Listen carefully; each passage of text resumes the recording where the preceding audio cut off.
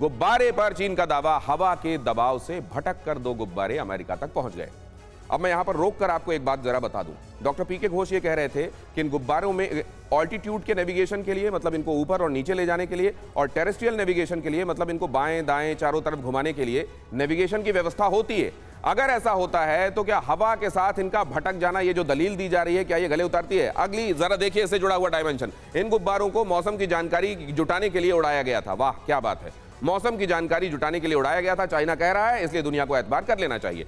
इन गुब्बारों में नुकसान पहुंचाने वाले कोई उपकरण नहीं है, क्योंकि चाइना ये कह रहा है और उसकी क्रेडिबिलिटी इतनी जबरदस्त है कि उसके स्टेटमेंट को एज इट इज दुनिया को ले लेना चाहिए। गुब्बारे से किसी को घबराने की जरूरत नहीं है। वाकई चाइना एश्योरेंस दे अगर, तो फिर घबराने की आवश्यकता किसको है?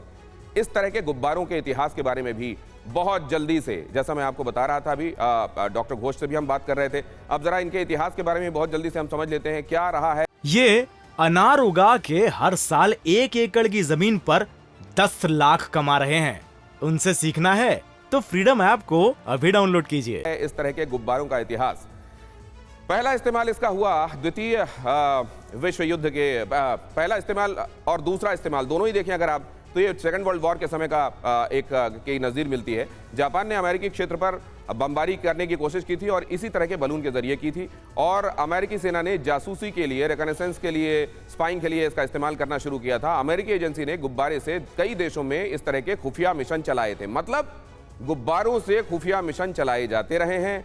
गुब्बारों को शूट डाउन करना आनन फानन में कोई करना अफोर्ड नहीं कर सकता, क्योंकि उसको ये देखना पड़ता है कि हमारे सिर के ऊपर मंडरा रहा है, इसको फोड़ तो देंगे लेकिन पूरा इसके अंदर जो कुछ है वो ग्रेविटी से नीचे आ जाएगा और हमारे यहाँ तबाही बर्पा हो सकती है। लिहाजा बहुत एहतियात से हैंडल करना पड़ जाता है। मतलब ये एक ऐसी चीज़ होती है कि आपके हाथ में है, आपके लिए खतरनाक हो सकती है, लेकिन ना तो फौरन इसको फेंक सकते हैं और ना ही इसको फौरन पकड़ सकते हैं। ये उहापोह की स्थिति, ये सांप छछूंदर जो बन जाता है बलून के साथ, वो जरा एक बार फिर से समझने के लिए चलते हैं। डॉक्टर पीके घोष, मैं आपके पास ये समझने के लिए आ रहा हूं कि क्या हवा ड्रिफ्ट कर ले जाती है नेविगेशन के होने के बावजूद?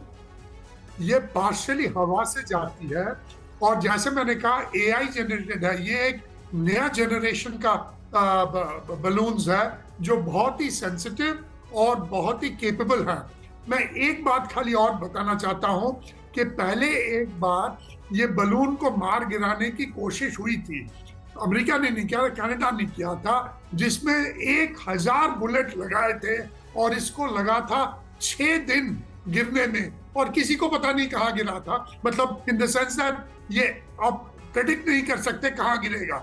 इसीलिए अमेरिका घबरा रहा है कि इसको मार गिराने का क्या हुआ। अब साहब देखिए सर, चाइना की एक तो चोरी और फिर सीनाजोरी, वो भी देखिए। वांग यी क्या कह रहे हैं? China's foreign ministry has accused American officials of excessively hyping the balloon. मतलब इसको फिर हाइप भी कितना करना है, नहीं करना, ये चाइना तय करेगा कि इतनी बात करना, इतने शब्दों में करना, इतने सेंटेंसेस करना, इतने दिन करना, इतने घंटे, उससे ज्यादा मत करना, वरना ये एक्सेसिव हाइपिंग हो जाएगी। उसमें ये लिखा गया था, Chinese diplomat Wang Yi said China is a responsible country and has always strictly abided by international laws. always abided by the laws. We do not accept any groundless speculation and hype. General Datta, comment आपका। देखिए, ऐसा है कि जहाँ तक China का statement का सवाल है कि उन्होंने कोई इंटरनेशनल रूल को नहीं तोड़ा है, वो कोई इंटरनेशनल एयर स्पेस के अंदर इलीगल फ्लाइंग नहीं कर रहे हैं। इस बलून का जो एल्टीट्यूड है वो इतना ऊंचा है कि जिस लेवल में कोई भी कमर्शियल हवाई जहाज़ नहीं उड़ता है। तो ये तो है गया एक पॉइंट। दूसरा पॉइंट ये है कि ये जो गुब्बारा का महत्व है, ये डिनाइबिलिटी का मतलब है हम इंटेलिजेंस कर रहे हैं और इसको इस्तेमाल करके हम दूसरे प्रकार की इलेक्ट्रॉनिक सिग्नेचर्स का हम इंफॉर्मेशन ले सकते हैं, हम सर्वेलेंस कर सकते हैं, और हमें इसके अंदर डाटा स्टोर करने की ज़रूरत नहीं है। जो भी डाटा ये पिकअप करेगा वो सैटेलाइट के माध्यम से ट्रांसमिट हो जाएगा, जो भी उनके मदर रिसीवर्स हैं। और अगर आप इस गुब्बारे को गिरा भी दोगे, बहुत इंपॉर्टेंट बात कह रहे हैं, तो आपको कोई चीज़ नहीं मिलेगी उसमें।